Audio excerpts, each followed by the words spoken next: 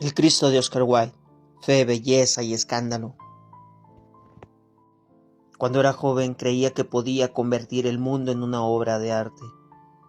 Ahora, tras conocer el cristianismo, me pregunto si el mundo no es ya una tragicomedia, con libreto divino y producción humana. Oscar Wilde. Buenas tardes o noches, o lo que sea que dicte el reloj del oyente. Yo soy Oscar Wilde, o al menos la mejor versión de mí que sobrevivió al escándalo, a la cárcel y a la inmortalidad literaria.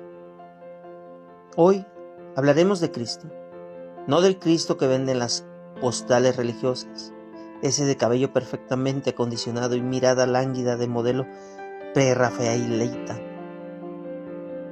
No, hablaré del Cristo que se pasea por mis pensamientos, como un artista incomprendido, un poeta con pésimos agentes, un revolucionario que nunca cobró regalías por sus frases. Quiero advertirles algo. No vengo a catequizarlos. No me interesa. La conversión es un acto demasiado íntimo y demasiado teatral para hacerlo en un programa de audio.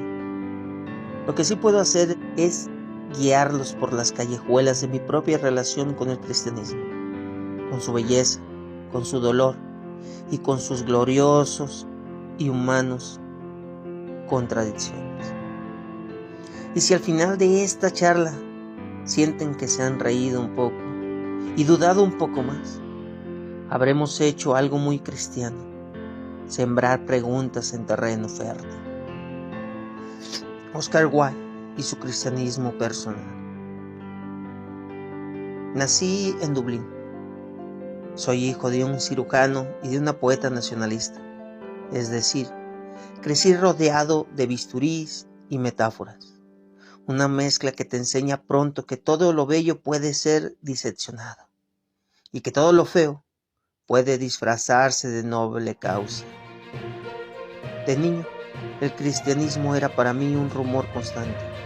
Estaban las campanas, esas campanas que sonaban los domingos, en las procesiones, en las historias que los adultos contaban con un tono de misterio y amenaza.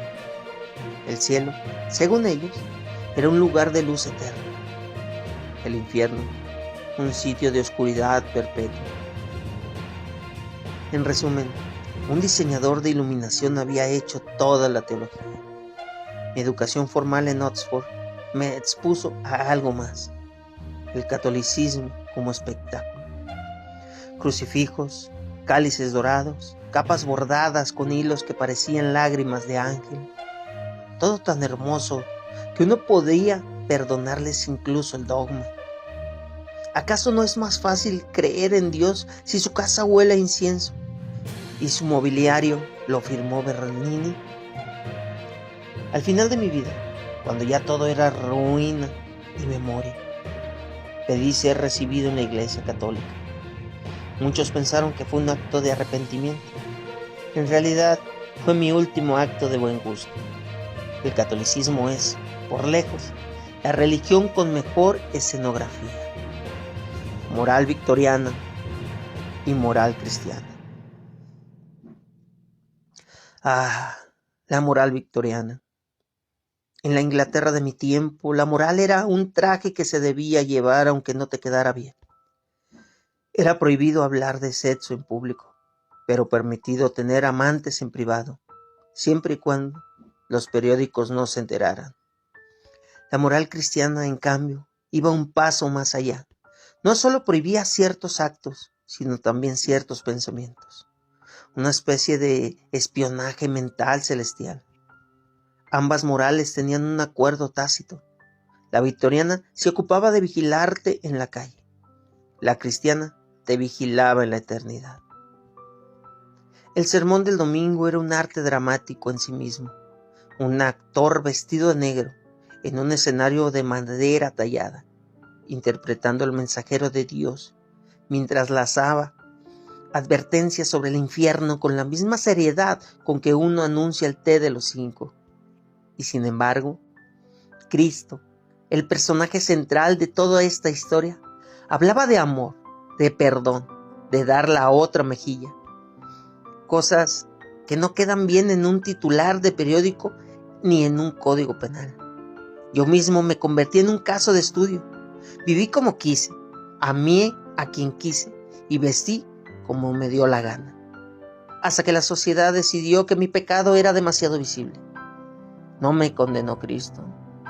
Me condenaron los que se creían sus representantes, los mismos que jamás habrían sido invitados a su última cena. Historia irónica del cristianismo. Imaginemos la historia del cristianismo como una obra de teatro en muchos actos. Acto primero, Constantino, el emperador romano que un día vio una cruz en el cielo y decidió que el cristianismo sería la religión oficial. Fue la conversión más rentable de la historia. Cambió la persecución por el patrocinio. Segundo acto, la Edad Media. La iglesia se convirtió en la mayor terrateniente de Europa. El cielo estaba poblado de santos, pero la tierra de campesinos hambrientos. A veces pienso que el infierno medieval no estaba bajo la tierra, sino al aire libre. Tercer acto, la Reforma. Lutero, un monje alemán, se hartó de que el perdón divino se vendiera como si fuera mercancía de feria. Clavó 95 tesis en una puerta y abrió 95 años de guerras religiosas. Cuarto acto, el barroco católico. Oro, plata, bóvedas pintadas por genios y fieles arrodillados en el polvo de las calles. El contraste era tan violento que parecía diseñado por Caravaggio. En todos estos actos, la figura de Cristo parecía como un cameo lejano, una cita repentina, un personaje ausente cuyo guión era interpretado según la conveniencia del momento. Cristo como personaje literario. Si Cristo hubiera nacido en el siglo XIX, lo imagino con un abrigo de terciopelo, conversando en salones literarios, escribiendo aforismos que luego serían malinterpretados. Haría milagros discretos, solo para impresionar a los artistas. Y por supuesto, sería atacado en la prensa por excesiva originalidad. La Biblia ya lo presenta como un narrador brillante. Las parábolas son cuentos cortos perfectos, cada uno con su giro final. El hijo pródigo, la oveja perdida, el buen samaritano. Historias que, como toda buena literatura, no dicen lo que dicen, sino algo más profundo. Pero como suele pasar, la crítica, en este caso la iglesia, decidió resumir la trama y vender la versión censurada. Fe, belleza y pecado. Lo que me atrae del cristianismo no es su promesa del cielo, sino su capacidad de convertir el dolor en arte. La cruz es el mayor símbolo estético jamás creado. Es sencilla, reconocible y contiene toda la trama en una sola imagen. El pecado, en cambio, ha sido el mejor agente publicitario de la iglesia.